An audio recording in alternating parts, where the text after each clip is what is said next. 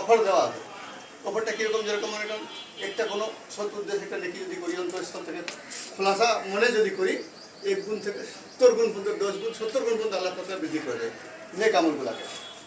তারপরে আছে মনে করেন এখন একজনের সাথে দেখা হলো আমার, ওনাকে আমি সালাম দিলাম, আসসালামু আলাইকুম, যে ওনার খবরটা দোয়া করলাম, উনি আমাকে জবাব দিল, উনি আমার জন্য দোয়া করলো। এই যে সুযোগ সবসময়ের জন্য সুযোগ আছে।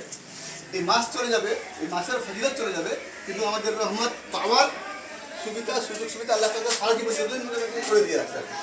ঠিক আছে, যেরকম আমরা নামাজ পড়ি, বাসায় যদি পড়ি তাহলে 1 রাকাতের সওয়াব পাই, মসজিদে দিয়ে পড়ি 27 গুণের সওয়াব পাওয়া যায়।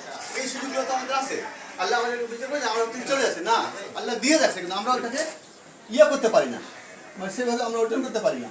যাক, আমার বলার এইটুকু বিষয়। আল্লাহ যতদিন পর্যন্ত আমাদেরকে হাতে রাখছে ততদিন পর্যন্ত আমরা সহি শুদ্ধ খুশুর সাথে অন্তরস্থল থেকে আমরা এগুলো ইবাদত করতে পারি।